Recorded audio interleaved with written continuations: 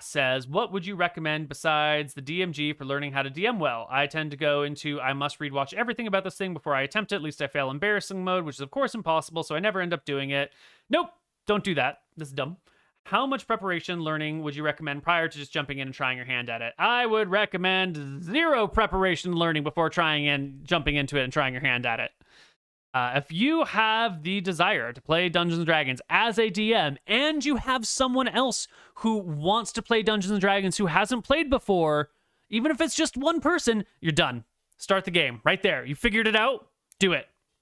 That's all you need. And at the beginning, especially, you should do this with a new person who also doesn't know the rules very well. In the beginning, someone's going to be like, I want to tackle the goblin. And you're like, I don't know the rules for tackling a goblin. And either you'll both be like, yeah, let's sit down and read the rules, and then we'll figure out how to do it together, which is a fun experience because you're learning together and at the same time you're playing a cool game together. Or you're going to be like, I got it. We're going to come up and we're going to do this crazy shit. And then later, maybe it doesn't work out. And then later, like, it doesn't work. Session's over, you go home and you look up the book and like, oh yeah, this is how that should be done. This actually makes a lot more sense. You don't need a bunch of prep. You just need a willing participant. And the rest of it is fine. You don't need a practice ahead of... You can just practice with your willing partner. You'll get there. It's going to be great. It's going to work out. But the point is that you're having fun with your friend around the table, right? The point is that the two of you are new to this and you're figuring it out together and you're having a great time. So you don't need to be some sort of an expert. I started D&D and I didn't even know what hit die meant. And we figured it out and it took a while and we were stupid, but it was fun.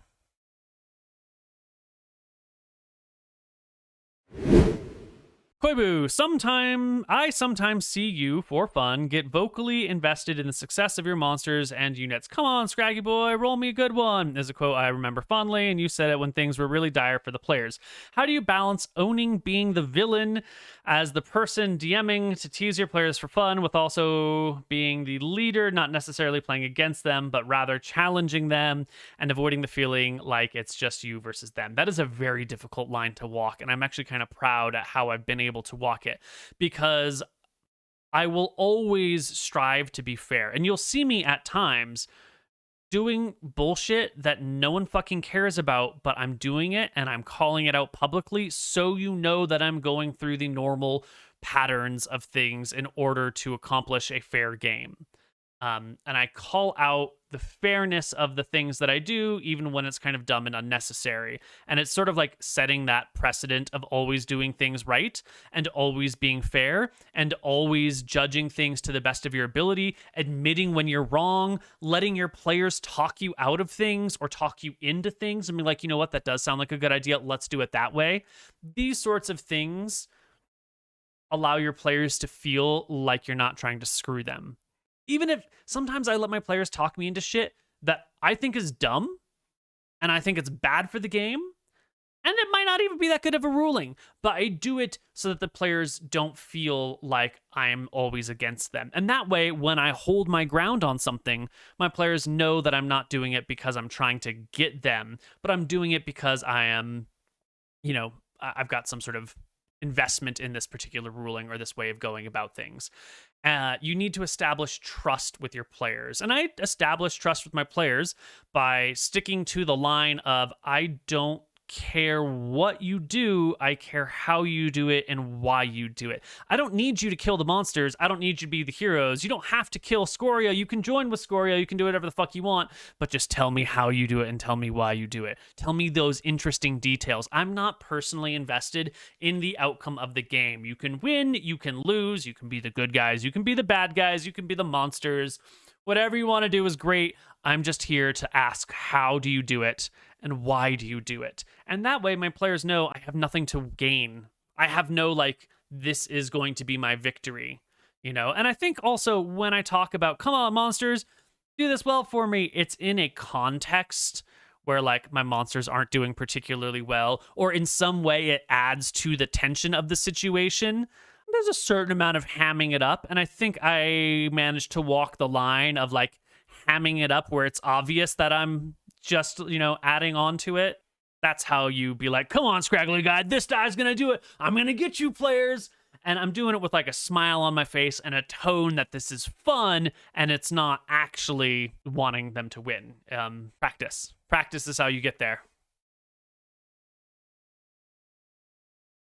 At Koibu, I've recently started a homebrew campaign in my own world that I'm slowly fleshing out. One thing I'm having trouble with is coming up with interesting challenges or obstacles on the spot in places that I wouldn't have a map and meticulous plan for. Any tips? Yeah, you got to get good at improvising, yo. How do you practice improvising things in D&D? Just practice it. You can practice it at the table by forcing yourself to improvise more often, by improvising small NPCs here and there. Maybe as an NPC is talking, you improvise a backstory for them on the spot, and then you have them explain the backstory. And it's maybe not important to what's going on. Maybe they're just like, hey, I go to the weapon store, and I want to buy myself, I want to buy 20 more arrows. You're like, great, you go to Hannah's House of Arrows, and Hannah's there standing behind a table, and she says, welcome to Hannah's House of Arrows. Don't you love my arrows? And now you're like, oh my God, this is terrible improvisation, but I've got to practice it anyway. I built this house all by myself. The property's been in my family for 10 generations, and for 10 generations, my family has made arrows. They are the finest and truest arrows you will ever find here. Come on down to Hannah's House of Arrows. Get your flight on, everybody. Would you like a flight of arrows? It's like a flight of tasting beers, but with steel. You can just shoot a whole bunch of different things at a target. Free target practice if you buy 20 arrows. And now you've improvised something kind of weird that has no bearing to the game or the story. And you've sort of like fleshed out an NPC sort of awkwardly, but you've practiced. And now you've improvised a little bit of something about an NPC. And then maybe, you need to improvise a battle. And so you try to improvise like something small and not that significant, so you're not going to fuck it up and you're not going to ruin everything. So maybe the party's like crossing a creek, and on the spot you're like, well, I didn't plan for there to be an ambush here, but I think maybe it would be really interesting if on the waterway there was some sort of ambush. So we're going to put a creature in the water that is dangerous to them. So it's like living quicksand. It's just going to grab out and try to drag them into the ground. And I don't know, I'll improvise the rules for the living quicksand as we go. And in the back of your mind, you're telling yourself, this is not designed to kill the players. This is just like a weird, magical, semi-magical monster that lives in the area, and the players will find a way to escape it or kill it pretty quickly. And so, whatever the players do can kind of sort of work. It'll be fine. I'm just trying to practice improvising something and giving them a surprise. And so you improvise your quicksand monster that grabs them as they cross the creek, and gets a surprise. It automatically wins surprise and reaches out and grabs them as they walk over it or jump over it. No attack roll needed because no one's trying to dodge it, and this is what it does for a living, literally. Now the players, make strength checks to get out, or make an attack roll to try and hack off the quicksand arm, or try and fireball it, but it's like made of water and sand, and so it sort of fizzles and falls back into the water where it reforms. But once the players are like free and clear of it, it just like stays under the water and can't be found and is gone. Or, maybe you can stab it a bunch of times, but how the hell do you know when you've killed quicksand? And then you move on. So just practice improvising over and over and over again wherever you can.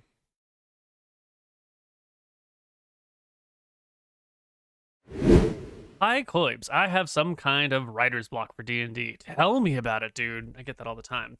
I can't come up with an interesting story or pick anything up from books or shows. What do I do to get the campaign going? Sometimes I will just put paper to pencil and write whatever comes to mind, even if it's just blah, blah, blah. I can't think of anything to do for the campaign, blah, blah, blah. And then I just start drawing a picture. Sometimes that helps. Sometimes just writing things down, whatever it is, sort of sparks something somewhere or like opens up the floodgates. Sometimes writing down the things that don't work are a really good idea. Just write down a list of bad ideas and just keep writing down bad idea after bad idea. Sometimes that helps. Sometimes the appropriate answer is to walk away from it for 3 days at a time and don't even think about it, and then come back in 3 days and cross your fingers and hope it works. That's the turn it off and on again part of your brain, like turn off the D&D creative session, which takes a few days to wind itself down, and then turn it back on again, and hopefully that works. Then there's the tried and true blatant stealing from somebody else, where you're like, I liked this thing over here that one time, I'm just going to copy it. I'm going to change this monster into that monster, or I'm going to change the name from this to that. Or maybe you don't change anything at all and you just blatantly rip it off. When you're really blocked, that's how I solve those problems.